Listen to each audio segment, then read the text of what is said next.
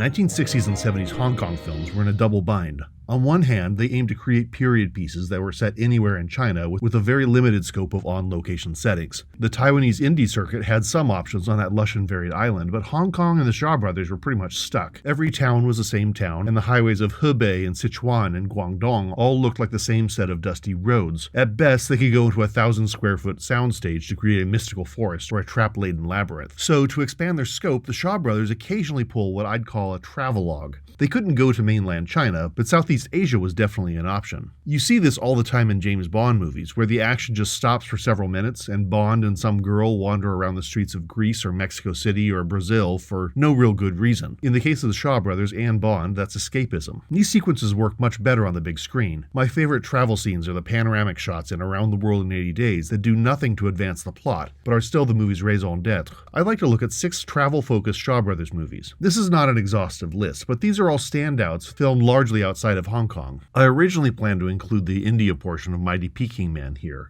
but there's just too much to say about that movie, so it's gonna get its own video soon.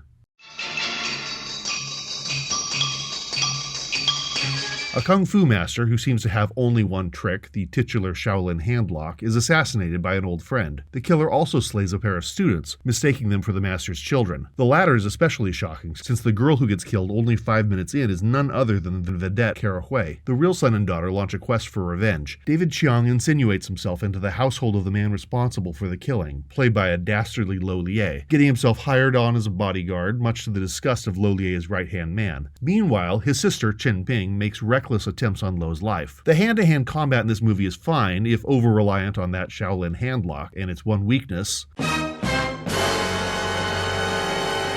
elbows. Screenwriter Ni Huang, who's usually very reliable, turns in a standard melodrama, but the dude wrote 18 movies in 1978, so I'm going to give him a pass. What makes this film stand out is the setting. I don't know Bangkok very well. I've spent a few days there once while visiting a friend, but great use is made of the UNESCO-protected complex of temples and stupas in Ayutthaya, described vaguely in the film as some spot where nobody goes anymore, unless they're David Chiang on a motorbike, robbing a caravan of gold smugglers. There's also the requisite chase on long-tail boats, more realistic than the same chase in Man with the Golden Gun, if a bit less exciting. Shaolin Handlock is perfectly entertaining, if not a top 10 Shaw Brothers movie, and it definitely makes Ayutthaya look enticing. A few years later, the Shaw Brothers sent David Chiang back to Bangkok for the 1978 punch-out Duel of Fist, this time in search of his lost half-brother, played by T. Lung, whereas Handlock looks like a Republic-era crime drama at the beginning until all the motorcycles and motorboats show up. Duel of Fist is squarely set in 1971. This movie centers around Thai boxing, an exotic delicacy for a Hong Kong audience, and with Chong Che at the helm of the fabled Iron Triangle, directing T. Lung and David Chiang, and Ku Feng as the villain, and Yang Chiching as the Jungian sage who sends Chiang down the path that will reunite his family, you've got a solid Shaw Brothers film. Like Shaolin Handlock, the story is fine, but the movie is really distinguished by its locale. T. Lung and Ku Feng may make unlikely Thai boxers, but the time spent in the ring and the time spent on David Chiang exploring Bangkok during the Water Splashing Festival makes this film stand out. I visited Yunnan once and just missed the Water Festival by one day, so I got to see this instead. Duel of Fist sequel, The Angry Guest, may be more satisfying as an action film, but Duel of Fist is devoted to its setting. Once again, I was reminded of Man with the Golden Gun, and I honestly would say that this film gets Bangkok better and with a smaller budget.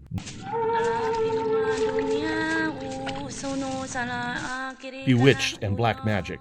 Both of these gory, sleazy horror films tell the story of a foreign sorcerer in the employ of an unscrupulous Chinese person who gets in over their head with witchcraft. The stories are similar, both building towards a duel between a good and evil magician. I'm including them here not as recommended viewing, unless you're really into gratuitous everything. I can't imagine how long the MPAA warnings are on these two films. Black Magic has an amazing cast, including, like Duel of Fists, T. Lung, Lo Lie, and Ku Feng, but also adding Lily Li, Tian Ni, and a Yue Hua cameo into the bargain. However, the script and acting in both films is pretty ham-fisted. I bring these up because they exoticize the other, and for once, the other is neither barbarians nor European or Japanese imperialists. The movies are filled with racy Southeast Asian beauties, treacherous jungles, remote beaches, and tourist destinations, both the ancient and modern kind. Kuala Lumpur is almost unrecognizable, but Tilong, an architect in the film, is shown building flashy new buildings, a hint of where the city was going to be headed over the next 30-plus years. This is Southeast Asia as told by a tourist brochure, with a sinister underbelly of dark arts.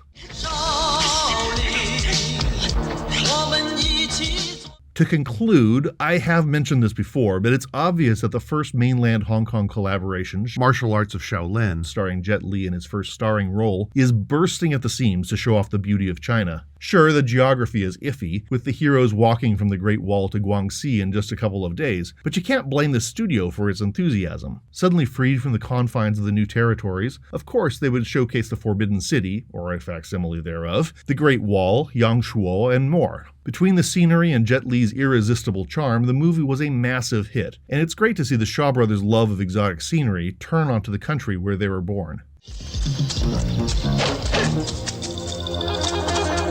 The aforementioned movies were not massive hits, or at least not big enough to justify their large budgets. Epics like Water Margin or 14 Amazons, or these expensive international shoots, made it pretty clear that more modest productions like the Venom's Mob films could turn an equal profit without the expenses. More and more shock value crept into the scripts, as seen from the horror films mentioned before, and some outrageous but inexpensive effects films like Ninja the Great, Buddha's Palm, The Battle Wizard, or Descendant of the Sun. There is also, of course, the possibility that these movies were created to feed the crew's desire to have a paid working vacation somewhere exotic. The final scene in Silence of the Lambs, for example, was allegedly moved from the Beltway to the Bahamas because it seemed like a nice reward to end their shoot. I once met legendary action star Jim Kelly, and I asked him his thoughts not about Enter the Dragon or Black Belt Jones, but his cheesy adventure comedy, Hot Potato, shot in the Philippines. Mr. Kelly got a wistful look in his eye and said, "Man, we had a lot of fun on that shoot." I mean, if you're Stanley Kubrick, and you can choose to end your days filming either the kid from Sixth Sense or Nicole Kidman, you're going to choose to make the sexy thriller. These movies are made by human beings, after all. Sometimes, as with Mighty Peking Man, the foreign shoot doesn't go so well, and you can feel how much happier the filmmakers are to be back in comfy Hong Kong after the difficult shoot in Mysore, India. The movies mentioned here allow for a window into what the Shaws could have done with bigger budgets and a broader scope. This was perhaps not what they did best, but it's fascinating to see what else they could do.